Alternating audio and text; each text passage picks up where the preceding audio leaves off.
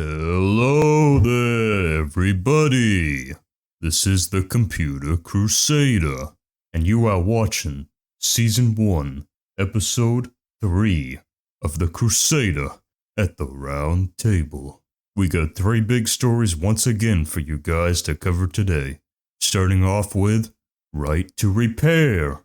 I know this is a pretty big issue, and turns out President Joe Biden has signed a new executive order announced in early July that encourages the Federal Trade Commission to create new rules that prevent companies from limiting customers from fixing their products. That's a great start. I can't believe you actually did it, Joe Biden. Congratulations. We also got another article from Ars Technica talking about an iOS 0-day flaw that lets the hackers behind the SolarWinds attack compromise fully updated iPhones. So you Apple users out there are not safe. And last but certainly not least, we have SpaceX, King Elon Musk, coming at it again. SpaceX will soon be ready to release its massive, super heavy booster, that's what it's called, for the first time in an official launch. In South Texas, it looks like. Alright, we're gonna start off right now with the first story, right to repair. So you're probably asking to yourselves, hey, Computer Crusader, what do you even mean by right to repair? Well, I'd say it's actually pretty straightforward. Right to repair means that you should have the right to repair the electronic and technical devices that you purchase, which actually is not limited to high technology items like smartphones, computers, and TVs. It also can be meant for farm equipment and, stuff like that, other different areas of industry.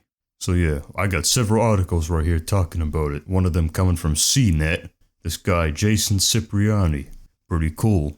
Turns out he actually wrote this today, so congratulations at the time of filming. Alright, and this is really good for people that, pretty much, how many of you out there have, dropped your phone? Or, done something foolish with your technology? Or said, hey, let's go kayaking, or something, and you drop it in the water because you were trying to take a picture out on a trip or whatever, on a vacation. Yeah, I mean, that's actually what happened to my 4th grade teacher. She did that one time, her phone dropped in the water. Pretty funny, I was actually there. It's a Boy Scouts trip. But, yeah, stuff like that. This is what the right to repair is meant for technology items. It's meant to make it easier for consumers to, get the resources available to repair, a crack in your phone or whatever. Or, well, I mean, if it drops in the river, I think it might be gone. But, yeah, I think it's too late at that point. Hello. But, I mean, simple stuff that happens to it.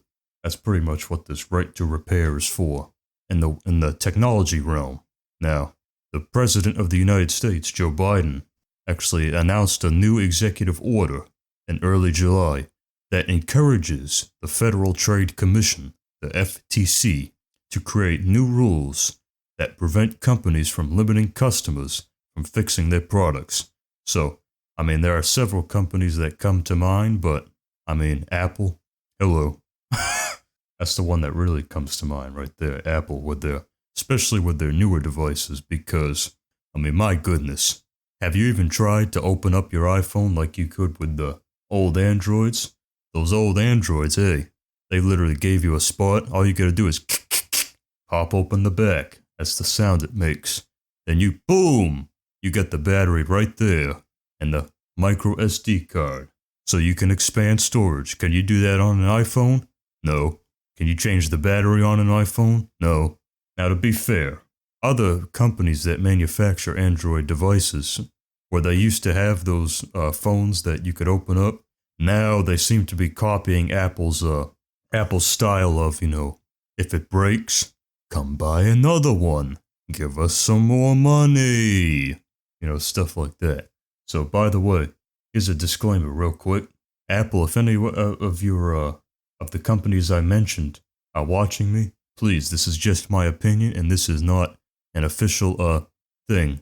Okay, so please do not file lawsuits against me, please. This is just, me ranting, kind of, me giving my opinions on the internet, which at the end of the day, do they really matter an extreme amount? I don't think so, but, it is what it is. Alright, anyway, so back to the actual article. It turns out several of these states have actually begun introducing their own legislation in their state, with the first being this bill in Nevada called AB 221, and so far 25 other states, or I guess 25 states including, Nevada, have introduced right to repair legislation laws or whatever. With some of them being, I'm going to list a couple for you. Arkansas, California, Connecticut, Colorado, Delaware, Florida, Hawaii, Illinois, places like that. With actually, recently, 2 more states have joined in, Pennsylvania and Rhode Island. So, it looks like the total number, including Nevada, is 27 now. 27 states have introduced right to repair legislation, which is very cool, very exceptional. That's a great step.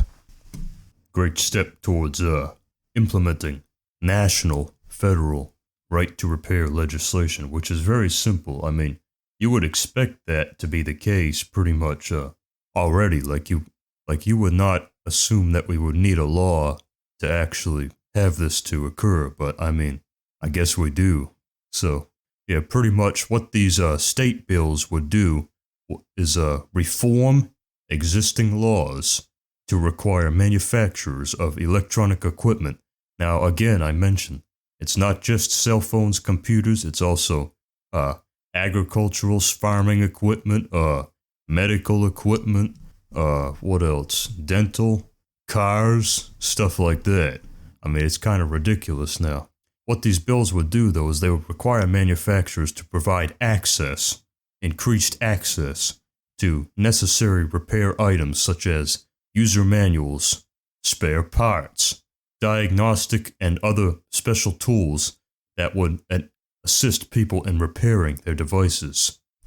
So, yeah, very cool. And I noticed that, actually, let me go look that up. I noticed earlier there's a bunch of people with John Deere vehicles and tractors.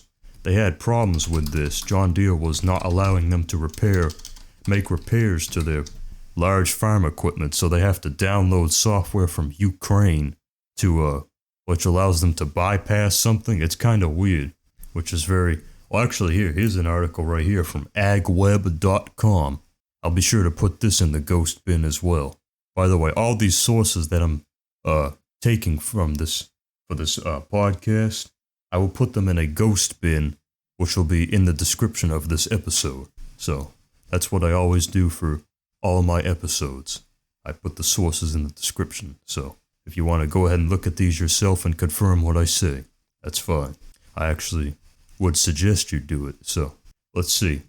Yeah, so John Deere has actually released a company statement talking about this right to repair, saying this: Deere supports a customer's right to safely maintain, diagnose, and repair their equipment.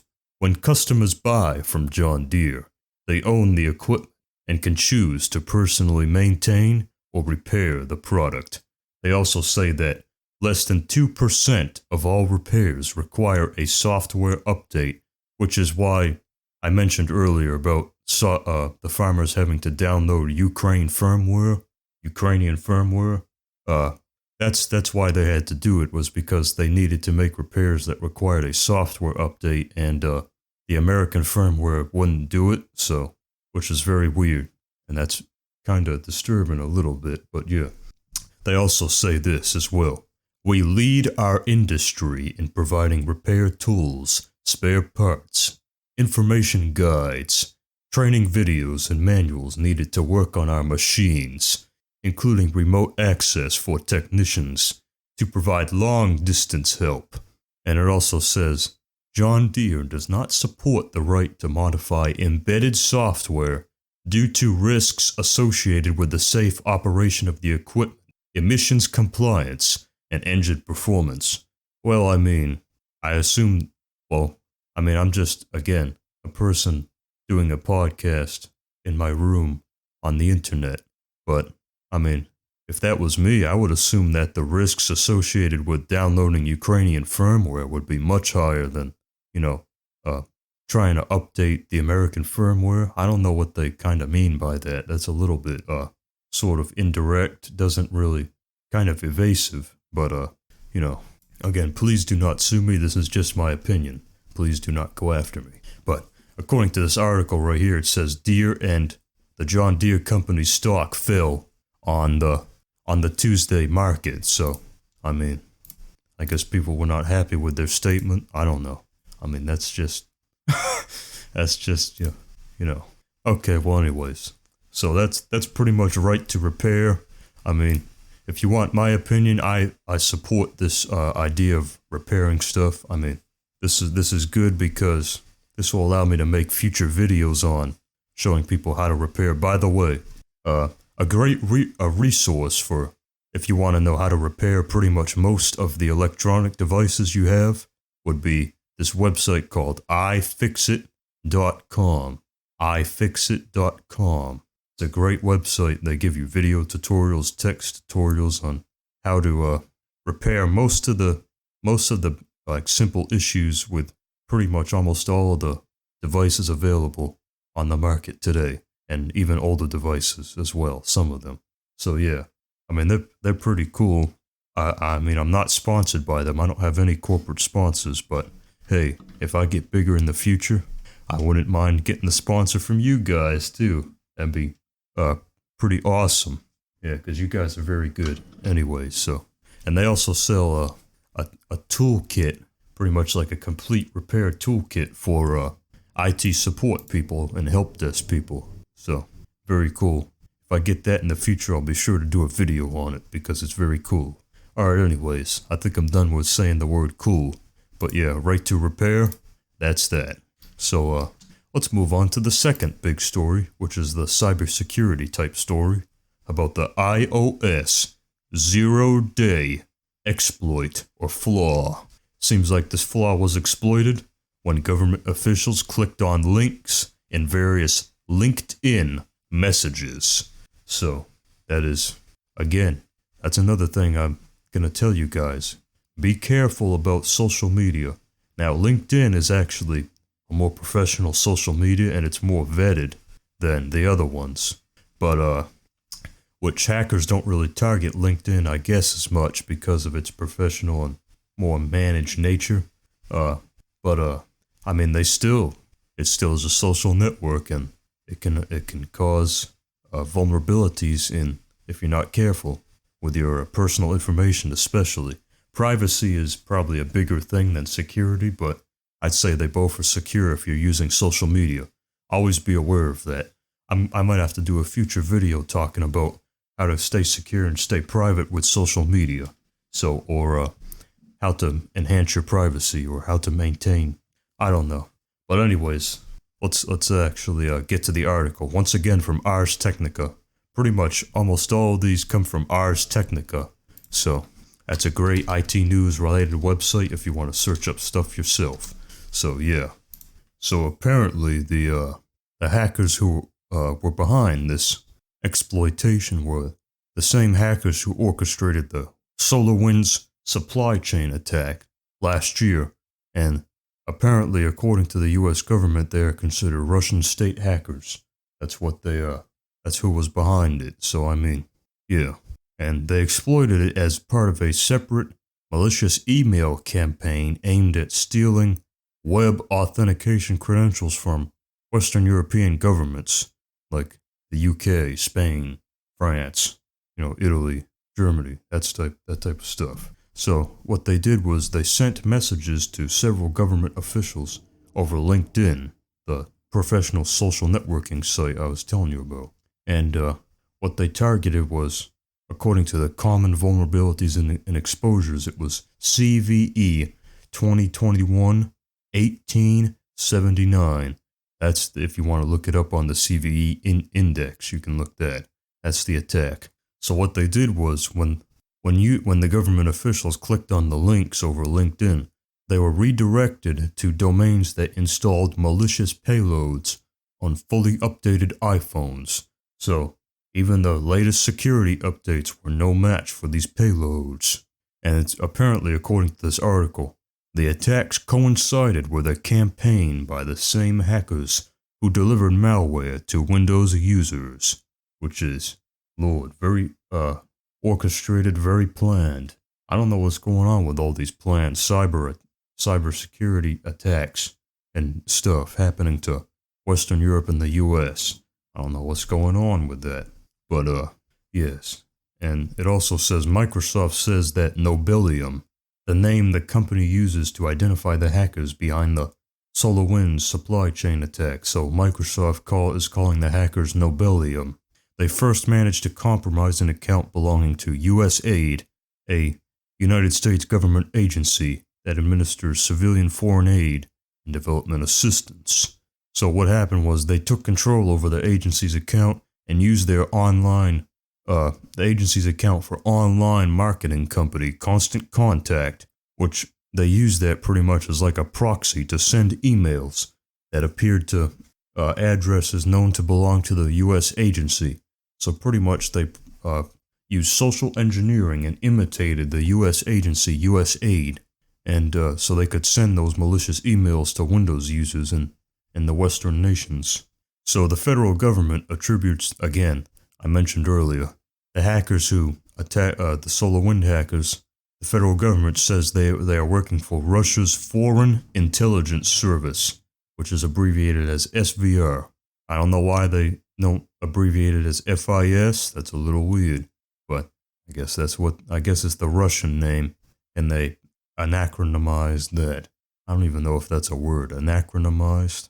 I don't know, but it says for more than a decade, the SVR has conducted malware campaigns targeting several different governments, political think tanks, and other organizations in Western countries like Germany and the US, but also it says in Uzbekistan and South Korea, so other Eastern countries as well.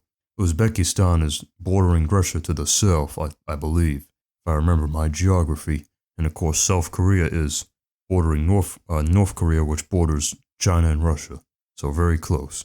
But yes, it says that the same group attacked the U.S. State Department and the White House in 2014, and their other monikers or aliases for the group include Apt29, the Dukes, and Cozy Bear, I guess for the Russian bear. But yeah, I don't think you want to mess with that bear. He gonna hack you. So yeah, and he might hack you, but he'll probably gonna hack your mama too. So who knows? And Microsoft also said this in its corporate statement. It states that Nobelium experimented with multiple different attack variations. In the first wave, a Nobelium-controlled web server was searching for profiles of devices that visited it to determine what OS and hardware the devices ran on, and if it found out that the device was an iPhone, iPad, or other Apple device like that, a server used the exploit that I mentioned earlier, the CVE 2021-1879, which allows hackers to deliver a universal cross-site scripting attack, XSS attack, which allowed them to steal the authentication data for their website. Now here's the weird part though. Apple says they patched the device and the exploit in late March, which is interesting. And it said the exploits targeted iOS versions 12.4 through 13.7. Now, I don't know what the latest iOS version is. Let's go ahead and search that right now. It might be 14, if I'm not mistaken. I think it might be in the 14s now. Okay, yeah, it's 14.6 as of the time of recording this. The latest is 14.6. That's the latest stable version. So yeah, and again, this browser, the cross-site scripting attack, it targets websites and browsers. So, but the thing is though, you can mitigate this in browsers by using a setting called site isolation, and this is available in any Chromium or Chrome-based browser and Firefox-based browser as well. You can use site isolation, which helps mitigate that. Not completely erase it. The way to completely prevent cross-site scripting attacks is to not use any JavaScript in your website, which, I mean, that can work for most people, but certain sites like Amazon, LinkedIn, nah, that can't work because they require databases and they're dynamic websites, which I guess I'll go over the difference between static and dynamic websites in a future video, which, yeah, I guess I got a lot of future video ideas I gotta go through, but yeah. So, I mean, that's pretty much that. Again, you can look at the article. This article was written by Dan Gooden, so yeah, you can look at that. But last but not least, the homie Elon Musk in Boca Chica, a Starbase facility, has focused on building up capabilities for its orbital launch of its new, new booster called Super Heavy Booster 3. Its first launch. So yeah, King Elon, doing all kinds of cool stuff. But yeah, another article from Ars Technica talking about this says a little more than 2 months have passed since the company launched its SN-15 Starship prototype to an altitude of 10 kilometers, which let's see how much that is in miles. I think that's like 7 miles or something. Probably around like 6.5 miles. Let's go ahead and see what exactly that would be. But before we do that, it says that was the first one that was safely landed on May 5th. And I guess the data they got back from this test flight was what's motivating them to move towards higher flights, because they scrapped plans to fly at their next prototype, SN-16. And that's where they're building up stuff at their Starbase, quote-unquote, facility in Boca Chica, Texas. They're focusing on building up capabilities for an orbital launch attempt of their Starship system, which uses their Super Heavy booster I mentioned before. It's called Booster 3 by the company. They're rolling it to the launch pad at the beginning of July, and they're starting to assemble. And it says this week right here, the company added 3 Raptor rocket engines to the Booster 3. And it says area residents, they're going to conduct a static fire test of the vehicle as soon as Thursday, July 15th, which at the time of recording this is tomorrow. So, looks like they might have already done it, actually. But real quick, let's go ahead. 10 kilometers is 6.21 miles. I was kind of off. But yeah, 6.2 miles was the height they reached for with their SN-15 prototype. And I guess they dropped the whole SN naming system for their prototypes. Now they're starting to call their new stuff ships. So they're building another ship called Ship 20. Says it's the first of a new generation of Starship prototypes with features that will allow them to ascend into space and then return to Earth. Much of the rocket is already complete in a high bay facility in Boca Chica. So that's pretty intense right there. And it says all of these ships, boosters, and rockets, all of them, will be ready for the test launch later this summer. And they say they want to make this test flight with the Starship vehicle traveling most of the way around the Earth. So they wanted to orbit the majority of the Earth before making a manually controlled re-entry into the ocean north of Kauai in Hawaii as early as August. So it looks like in August they're looking to go ahead and launch all their rockets. Elon, you pretty motivated. I heard this man works like over 100 hours a week, doing who knows what. He has like 5 jobs. Calls himself the Wizard now, I think. I think that's what he renamed himself on the company documents. He gave himself that position, head wizard or something. I don't know. I'd like to get that position at my job, help desk wizard. That'd be pretty fun. Just go put that on my name tag, saying, "Hey, that's the IT wizard over there. That's the help desk wizard." Oh snap! What type of spell he gonna cast today? Is it gonna fix up all the computers instantly so they never break at the place? I don't know, I wish. But yeah. So it looks like that's it for today's podcast. Once again, Biden's right to repair, the iOS 0-day exploit, compromising fully updated iPhones and Apple devices, and SpaceX building its new starships. Pretty cool, pretty interesting. If you guys enjoyed this episode, be sure to leave a like on YouTube, and be sure to leave a like on Spotify as well. That's the two main sites it's up for right now. I'm still working on getting it to Apple Podcasts and Stitcher, but as soon as I get those distributed through there, I will be sure to notify you guys. And also check out my YouTube channel, The Computer Crusader. Along with my podcast that I post there, I also post other content that's more, video tech related stuff. Software, hardware, tutorials, reviews, whatever, unboxing. Doing a lot of unboxings recently because I had to upgrade my office, so yeah, very cool, very nice. But anyways, hope you enjoyed. Leave a like, comment, tell me what you think, and have a nice day, guys. Look out for the next episode, and yeah, alright, bye.